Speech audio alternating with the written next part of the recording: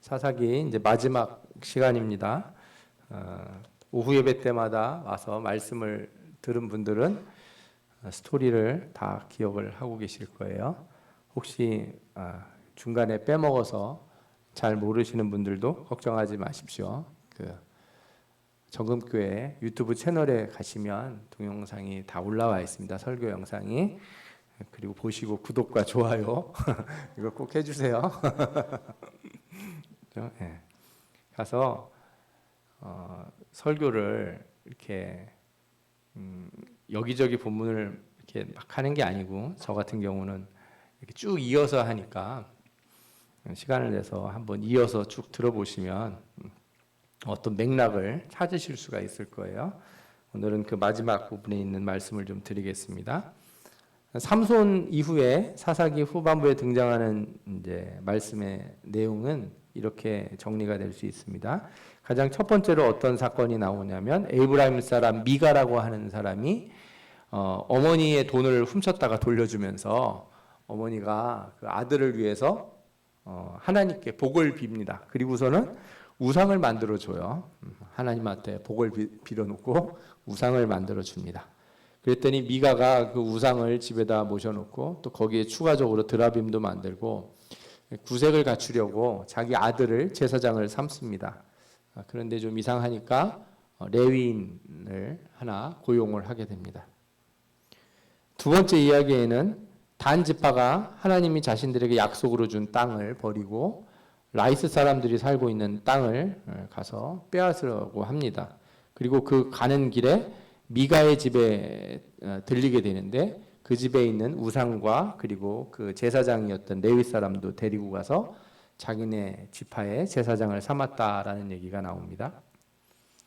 세 번째 사건은 좀 황당한데, 첩을 찾아서 베들레헴에 돌아갔던 레위인이 중간에 베냐민 지파의 땅 기브아라고 하는 곳에 밤에 머물게 됩니다. 그런데 그 동네 청년들이 와가지고 시비를 걸고 그 레위인의 첩을 빼앗아서 강간을 하고 죽여요.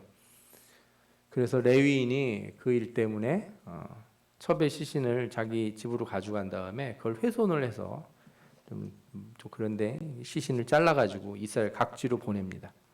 그리고 나오는 이야기가 오늘 마지막 부분에 있는 얘기예요. 이게 성경에 나와서 그렇지 요즘 미드나 미국 드라마나 인터넷에 나오는 드라마 보면 거의 뭐 이런 내용들 많아요. 무슨 뜻이냐면 엽기적이고 앞뒤 개연성도 없고 좀 무시무시한 일들이죠.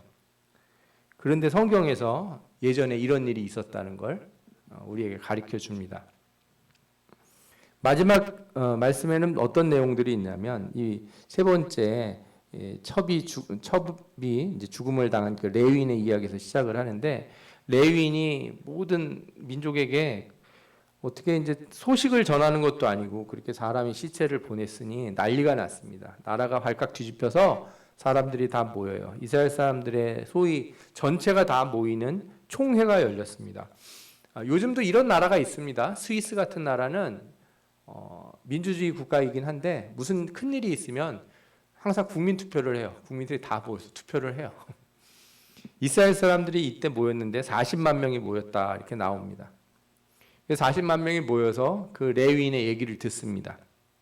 마이크도 없고 스피커도 없는데 어떻게 들었는지는 잘 모르겠지만 레위인이 일장 연설을 해요. 그리고 그 일에 이스라엘 전체가 아주 공분을 합니다. 분노가 차올라서 베냐민 지파에게 얘기를 합니다. 그리고 그 기브온 청년들, 그 나쁜 짓 한 청년들 다 내놔라.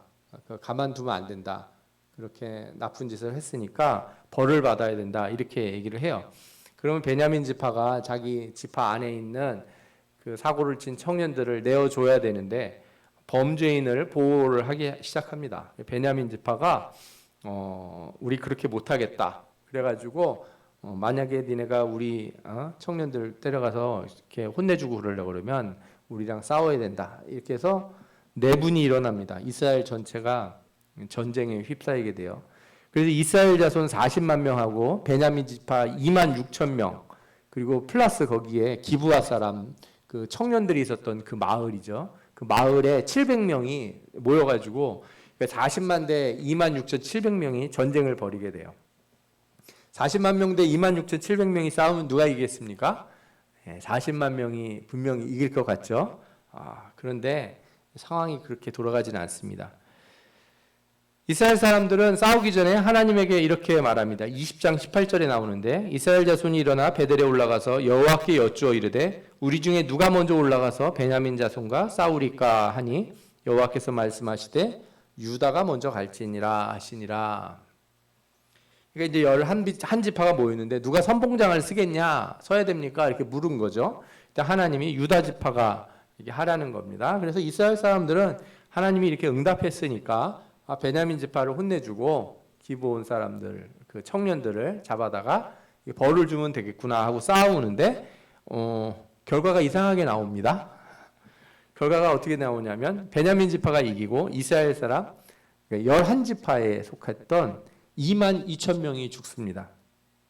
베냐민 지파 나온 사람이 26,700명인데 40만 명 중에 22,000명이 죽어요.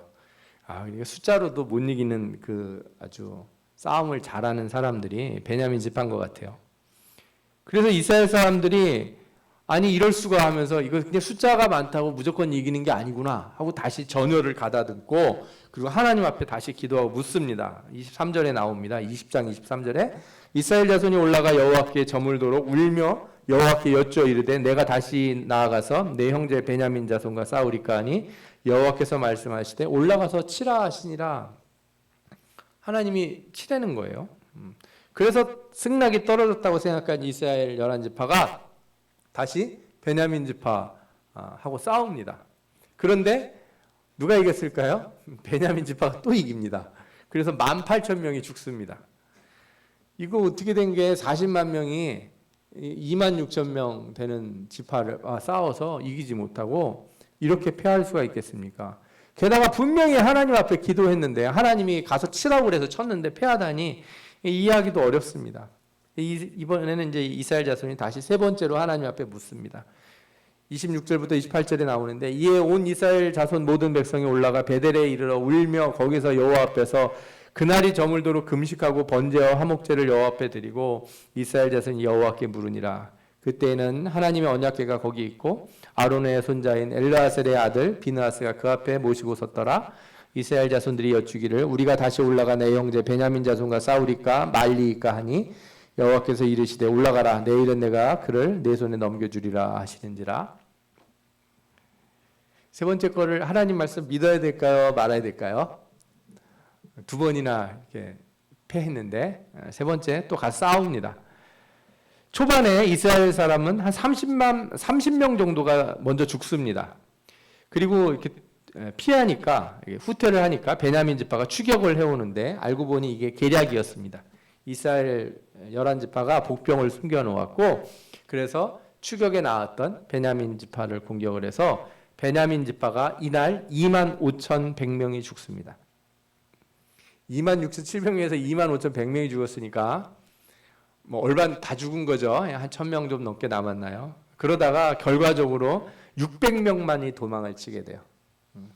600명이라고 하는 사람들이 이제 싸울 수 있는 남자들을 의미하는 거죠. 20세 이상의 남자들 600명만 간신히 도망을 치고 이스라엘 그 11지파가 어떻게 하냐면 베냐민 지파의 땅에 들어가서 모든 성읍에 다 불을 질러버리고 가축들을 다 죽이고 그리고 싸우면 남자들이 나왔으니까 여자하고 애들이 있을 거 아니에요. 여자하고 애들을 다 죽여버립니다. 이거는 징벌이 아니라 학살이고 광란이라고 할 수 있을 겁니다.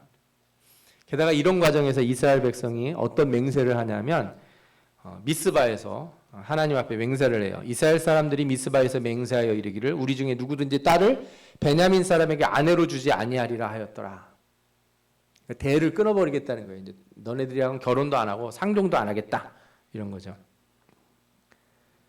그렇게 광기가 한번 싹 지나간 뒤에 이스라엘의 베냐민 지파가 다 죽고 몇 명 남았습니까? 남자만 600명 딱 남아요. 다 죽고. 그러고 나니까 이스라엘 사람들이 갑자기 뭔가 문제가 생겼다는 생각이 확 드는 겁니다. 자신들의 12지파 중에 하나가 자신들의 손에 완전히 멸절하게 돼버렸다. 이거 끝나버렸다, 이거. 큰일 났다 하는 생각이 확 든 거예요. 광기가 지나가면 원래 이성이 다시 들게 마련이죠. 처음에 싸움을 시작할 때는 적당히 이렇게 싸우다가 이기면은 저쪽이 알아서 엎드리고 굴복하고, 그리고 기부와 청년들 내놓으면 걔네들 벌 주면 끝이 날 줄 알았어요. 그런데 싸움에서 2번 패하면서 한두 명도 아니고 거의 3만 명 넘게 죽었지 않습니까? 그러니까 이거는 벌을 주는 게 아니라 화만 남은 거예요. 복수심만 남은 거죠. 이게 광기라는 거예요. 그래서 여러분들 전쟁이 왜 무서운지 하면은 전쟁은 이성이 없어져요. 이성이 없어져요.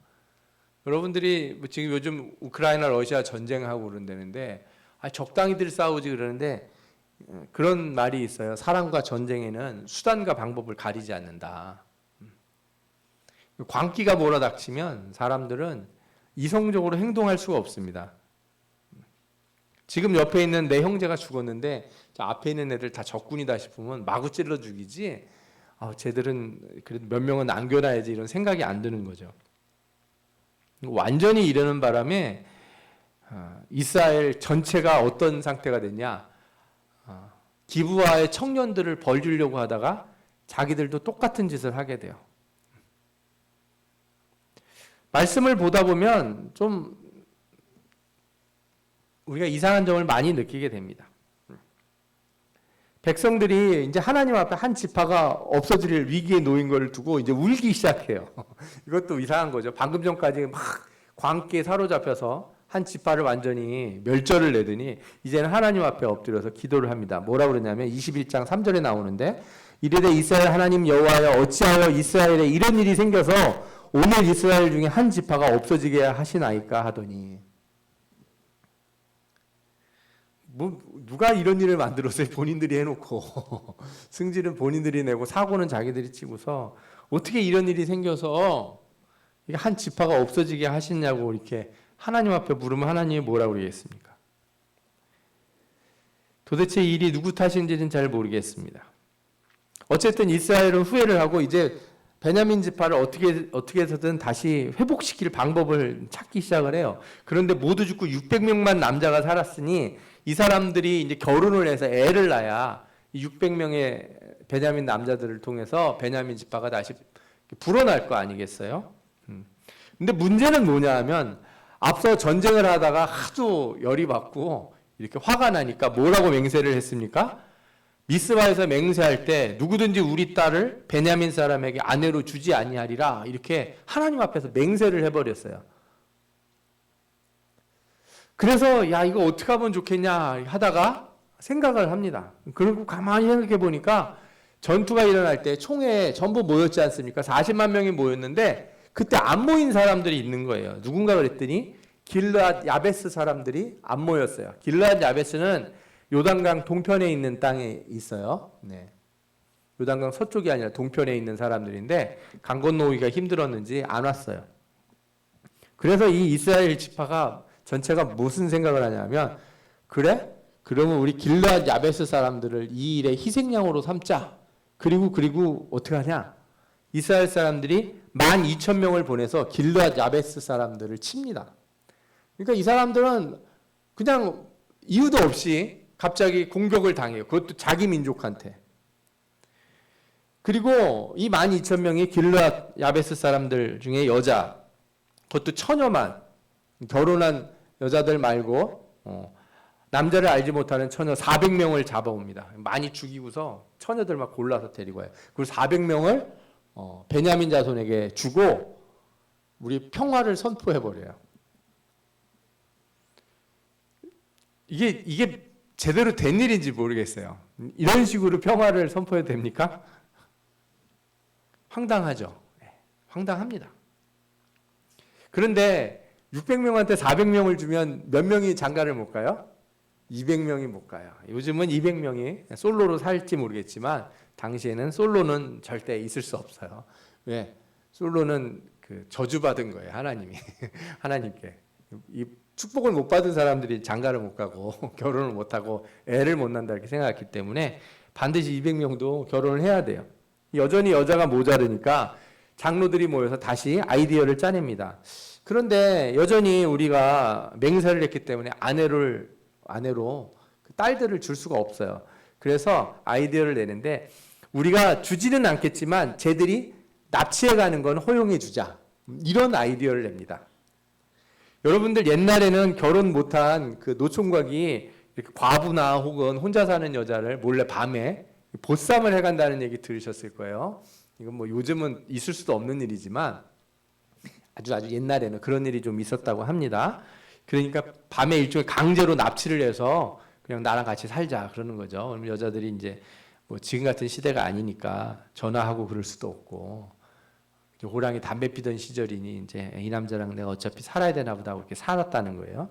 똑같은 일이 일어났습니다. 베냐민 지파가 자신들에게 필요한 여자의 숫자를 어떻게 얻게 되냐 하면 당시 실로 아시죠? 이제 이 성막이 있는 곳인데 그쪽에 이제 일종의 절기가 일어나면 많은 사람들이 그 실로로 오게 됩니다. 그때 오면서 이제 하나님을 찬양하고 막 춤도 추고 막 이러는데 축제니까 일종의 그 축제 때 몰래 가서 여자를 업어오는 거예요. 그렇게 해가지고 베냐민 지파가 자신들의 필요한 숫자만큼 여자들을 실로에서 납치해가지고 아내로 삼습니다.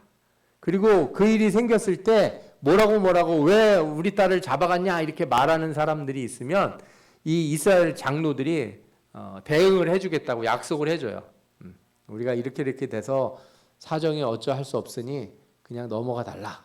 이런 식으로 문제를 다 이렇게 덮어버립니다. 그렇게 해서 혼란스러웠던 사건이 마무리가 됩니다. 표면적으로 보면 베냐민 지파는 잘못을 빨리 인정하고 기브와 청년들을 내줘 악을 제거했으면 아무런 문제가 없었을 거예요. 또 이스라엘 지파는 무분별하게 동족을 살상할 것이 아니라 참된 치리, 그죠? 바르게 정의를 구현을 해야 되는 거죠. 그런데 사사기 앞에서부터 우리가 계속 설교를 들었지만 설교 안 들으신 분들은 꼭 앞에를 들어보세요. 이게 왜 이상하고 이 연관성이 있는지. 분명히 이 말씀들의 허점이 너무 많아요. 그냥 이해하기가 쉽지가 않아요. 가장 첫 번째로는 뭐냐면 이스라엘 지파가 분명히 하나님 앞에 기도를 하고 싸움을 나갔습니다. 그런데도 2번이나 졌어요. 어떻게 하나님이 응답을 해줬는데 질 수가 있죠? 게다가 잘못은 베냐민 지파가 하지 않았습니까? 베냐민 지파가 이긴다는 게 말이 안 되는 것 같아요. 이 질문에 대한 답들이 여러 가지 의견들이 있습니다. 말씀을 자세히 살펴보면 이렇습니다. 첫 번째 베냐민 지파에 대한 문제를 해결하기 위해서 이스라엘 백성들이 모이기는 했는데 자신들끼리만 논의를 하지 하나님 앞에 묻지를 않아요. 그리고 어떻게 하냐면 이렇게 나옵니다. 20장 9절 11절에 나오는데 9절부터 11절 사이에 우리가 이제 기브아 사람에게 이렇게 행하리니 곧 제비를 뽑아서 그들을 치되 우리가 이스라엘 모든 지파 중에서 100명에 10명, 1000명에 100명, 10,000명에 1000명을 뽑아 그 백성을 위하여 양식을 준비하고 이건 뭐냐면 이제 싸움에 나가면 누가 먹을 걸 준비하고 그래야 되잖아요. 군수품을 준비하고 그러니까 10분의 1이 군수품을 준비하게 시켰다는 거죠. 그리고 그들에게 베냐민 기브아에 가서 그 무리가 이스라엘 중에서 망령된 일을 행한 대로 징계하게 하리라 하니라. 이같이 이스라엘 모든 사람이 하나같이 합심하여 그 성읍을 치려고 모였더라. 그러니까 싸워야 됩니까? 이스라엘이 이제 베냐민을 치려고 가기 전에 베냐민을 치는 게 맞습니까? 이렇게 물어봐야 되는데 묻지도 않고 이미 싸우기로 결정을 했어요. 그리고 나서 뭐라고 기도를 하냐면 이스라엘 자손이 일어나 베델로 올라가서 하나님께 여쭈어 이르되 우리 중에 누가 먼저 올라가서 베냐민 자손과 싸우리까? 자신들이 결정을 다 해놓고 누가 먼저 가서 일을 하면 됩니까? 이렇게 물어봤다는 거예요. 그러니까 하나님이 유다가 먼저 갈지니라 이렇게 대답을 하셨다는 거예요. 그런데 이게 하나님이 나타나서 대답을 하셨다는 뜻보다는 당시에 이렇게 제사장이 뭘 가지고 있냐면 우림과 둠빔이라는 걸 가지고 있어요. 일종의 제비뽑기 같은 거예요. 뽑으면 그 나와요, 답이. 여러분들 이게 하나님의 막 영감에 대해서 말씀을 하셔야지만 일어나는 게 아니라 제사장이 그냥 기도하고 손을 집어넣어서 이렇게 뽑으면 그 뽑히는 대로 답을 하는 거예요.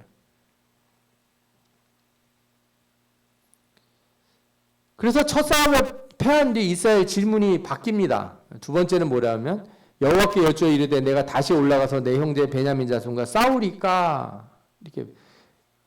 그런데 이건 이제 정말 싸워야 됩니까? 이렇게 물었다고 볼 수도 있지만 사실은 이 내용도 맞지는 않습니다. 왜냐하면 이 23절 바로 앞에 있는 22절에 이런 말씀이 나와요. 이스라엘 사람이 스스로 용기를 내어 첫날 전열을 갖추었던 곳에서 다시 전열을 갖추니라. 그러니까 이미 싸울 준비는 다시 했어요. 한번 패한 다음에 이상하다. 우리 다시 전열을 가다듬고 싸울 준비를 해놓고서 또 하나님 앞에 가서 뭐라고 물어봐요? 싸워도 되겠습니까? 그러니까 뽑으면 또 뭐라고 나와요? 싸워라 이거죠. 그리고 나서 세 번째 돼서 이제 이스라엘 자손들의 질문이 좀 바뀝니다. 뭐라고 나오냐면 우리가 다시 나아가 내 형제 베냐민 자손과 싸우리까 말리까? 정말 싸울까요 말까요? 이렇게 물어봐요. 그랬더니 이제 하나님 뭐라고 그래요? 내일은 내가 그들을 너희 손에 넘겨줄 것이다. 이렇게 대답을 했다는 거예요. 그래서 이겼다는 겁니다. 그런데 그러면 이스라엘 백성들이 하나님 말씀대로 베냐민 지파를 친 게 정당한가요? 아닙니다. 이 말씀은 그런 내용이 아니에요. 기도를 잘못해서 패했다 이런 얘기를 하고 싶은 게 아닙니다. 그거는 맥락을 잘못 읽고 그냥 부분적인 거에 우리가 신경을 쓰게 되는 거예요. 앞선 내용들과 연속성을 쭉 살펴보면 왕이 없는 시대, 혼란한 시대의 모습을 고스란히 드러내요. 그들은 정의를 구현하고자 했지만 사실상 목적을 상실했습니다. 여러분들 애들 말 안 듣는다고 때리는데 죽도록 패가지고 병신이 되도록 패면 돼요 안 돼요? 많은 사람들이 요즘 그런 시대를 삽니다. 누가 잘못하면 감옥에 10년 이렇게 형벌을 내리는데 저런 인간이 어떻게 10년을 감옥에 있을 수 있냐? 저거는 사형이다 사형. 500년은 감옥에 가둬야 된다. 이런 사람들이 막 이렇게 넘쳐납니다. 분노에 끌어가지고 참지를 못해요. 저도 그런 생각을 해봤어요. 저희 아들이 예전에 초등학교 다닐 때 아이들이 괴롭혀가지고 제가 한번 찾아간 적이 있는데 그땐 집사였죠. 머릿속에서 별 생각이 다 드는 거예요. 가서 학교로 확 뒤집어 놓을까. 원래 그러면 안 되는데 학교에 막 찾아가가지고 제가 선생님도 만나고. 근데 제 얼굴이 어디 이렇게 싸움 잘하게 생긴 얼굴은 아니지 않습니까? 착하게 생겨서. 근데 여러분 요즘은 생긴 거 가지고 말 못하겠더라고요. 사람의 마음에 분노와 화가 들어오면 정의나 공의나 이런 거는 없어요. 완전히 상대방을 이렇게 자근자근 씹어가지고 바닥에 눌러버리려고 하는 게 요즘 시대의 모습이에요. 그래서 제가 보면 성경이 보여주는 이 세상의 모습이 요즘과 너무 비슷하다는 생각을 하게 돼요. 아무리 정의를 위한다고 하지만 한 지파를 멸종에 이르도록 하고 그리고 성에 들어가서 무자비한 학살을 저지르고 아이들과 여자들, 짐승들까지 다 죽여요. 600명만 남고. 이게 레위인의 첩 한 명 죽인 일에 대한 벌로 보기에는 너무 큰 문제라는 거죠. 물론 베냐민 지파도 문제가 있어요. 도대체 얘들은 왜 보호를 해주는 거예요? 잘못했으면 잘못했다고 그래야지. 벌을 받아야죠. 그래서 이런 상황들을 생각해 보면 이거는 그저 이스라엘이 문제를 하나님 앞에 온전히 맡기고 기도했는가 이런 주제로 치환해서 보기 어렵습니다. 표면적으로는 하나님께 묻지만 하나님은 응답을 해주시는 것과 달리, 그죠? 그들이 기대하는 응답과는 달리 실제로 이상한 일들이 일어나는 거예요. 기도하는 주체들은 자신들이 정당하다는 생각하에서 기도를 했지만 하나님 보시기에는 이스라엘 지파나 이스라엘 나머지 베냐민 지파나 이스라엘 전체가 다 벌받고 문제가 있는 사람들인 거예요. 다 사회 전체가 문제가 있는 거예요 지금. 사사기 후반부 흐름을 볼 때 이들은 하나님을 섬긴다고 하면서 우상을 만들고 또 단집하는 약속으로 받은 땅을 버리고 남이 평화롭게 살고 있는 땅을 가서 사람들을 다 죽이고 땅을 뺏어버려요. 그리고 이 축복된 가나안 땅에 소돔과 고모라 같은 일들을 저지릅니다. 그리고 나서 이제 이스라엘은 아직 정복하지 못한 가나안 민족들과 싸우는 게 아니라 자기들끼리 싸우기 시작하는 거예요. 이것이 왕이 없는 시대에 혼란스러움이다 이렇게 말할 수 있습니다. 그들의 싸움에는 어떤 계획이나 자비, 전략 이런 건 없어요. 올바름이나 정의를 구현하고자 하지만 무엇 하나 제대로 돌아가지 않습니다. 여러분들 이거 아셔야 돼요. 인간이 내가 정의롭게 행동하려고 하면 할수록 일이 꼬여요. 내가 올바르게 하려고 하면 할수록 어떻게 된다고요? 일이 꼬입니다. 이게 인간의 문제예요.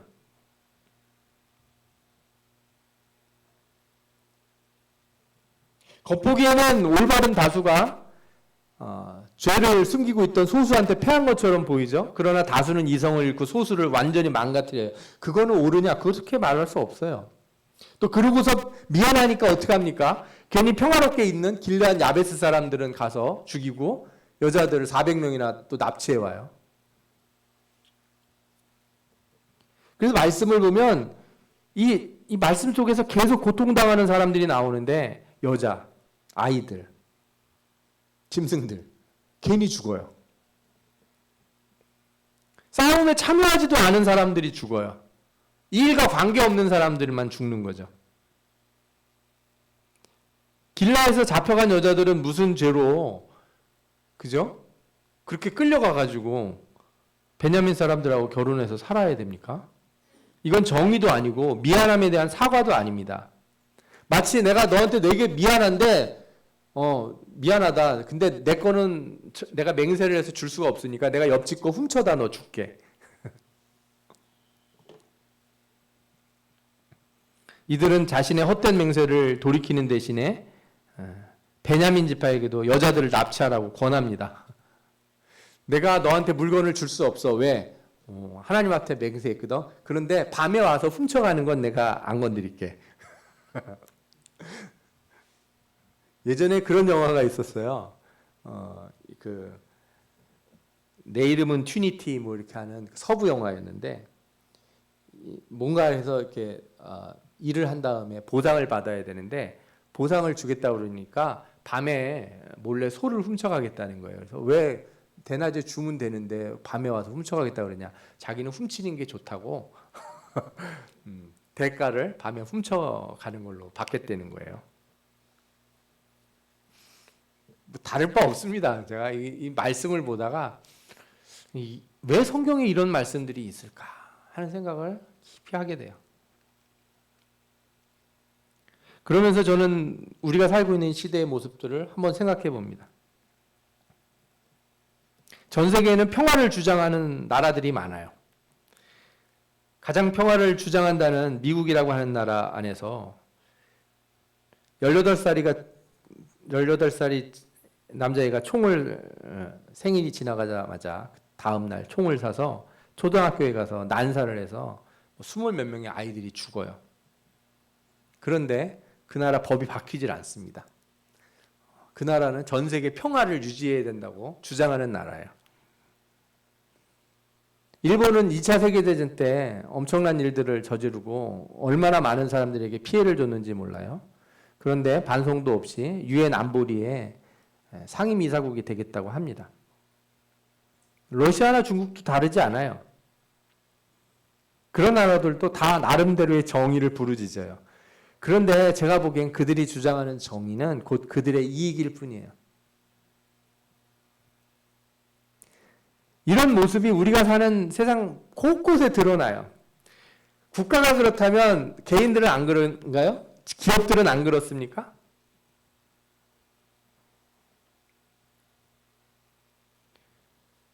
예전에 한동안 가습기 살균제로다가 이렇게 수많은 아이들이 하고 사람들이 죽은 일이 있어요. 막 지금도 그 폐가 굳어가지고 산소호흡기를 꽂고 어렵게 살고 있는데 다들 모르겠다는 거예요. 내 책임이 아니라는 거예요. 그거 팔아서 돈 번 사람들은 있는데 책임지는 사람들은 없는 거죠. 그런 일에 공의와 정의를 실현하려고 그러면 몇 년형을 이렇게 줘야지 공의와 정의가 이루어질까요? 내가 당사자라면은 다 사형을 매기고 싶겠죠? 당사자가 아니면요? 관심 두지 않으려고 할지도 모르겠어요. 이게 사사기에 나타나는 시대의 모습이고, 이게 우리의 시대를 지적해주는 성경의 말씀이에요.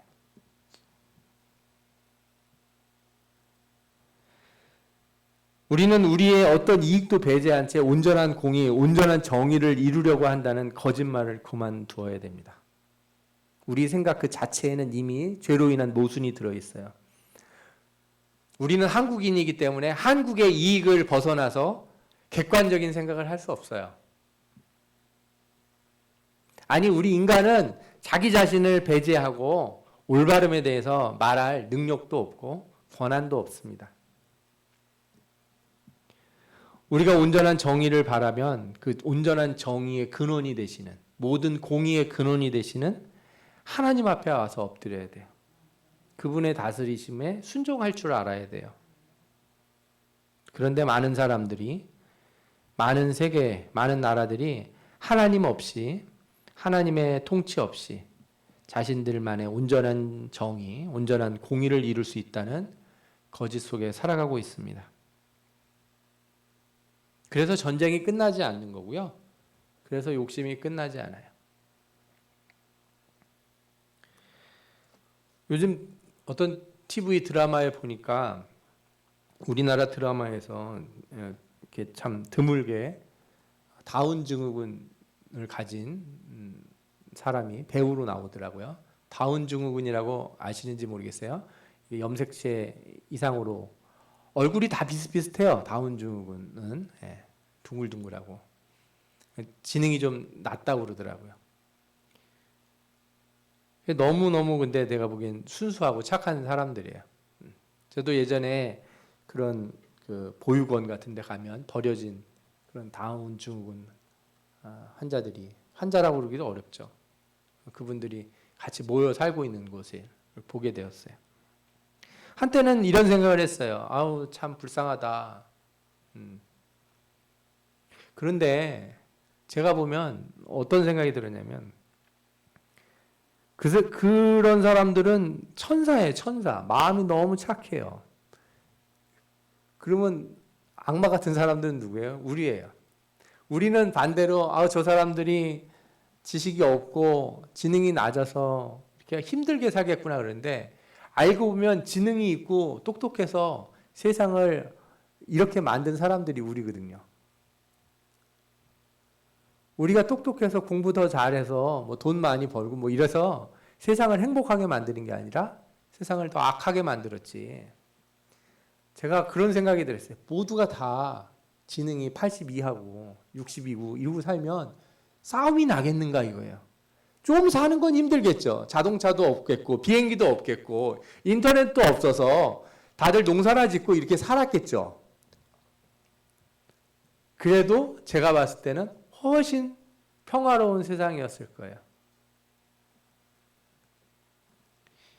똑똑해서 비행기 만들었더니 전투기에 폭탄 달아가지고 사람들 공격하고, 똑똑해서 인터넷 만들었더니 사람들 욕하고 거짓을 퍼뜨리고 악한 것으로 이용하고. 여러분들, 정의와 공의는 머리가 좋고 똑똑해서 이루는 게 아닙니다. 인간이 할 수 있는 일이 아니에요. 하나님 앞에 엎드리지 않으면은 세상의 정의는 이루어지지 않습니다. 그래서 성경이 계속 말하는 거예요.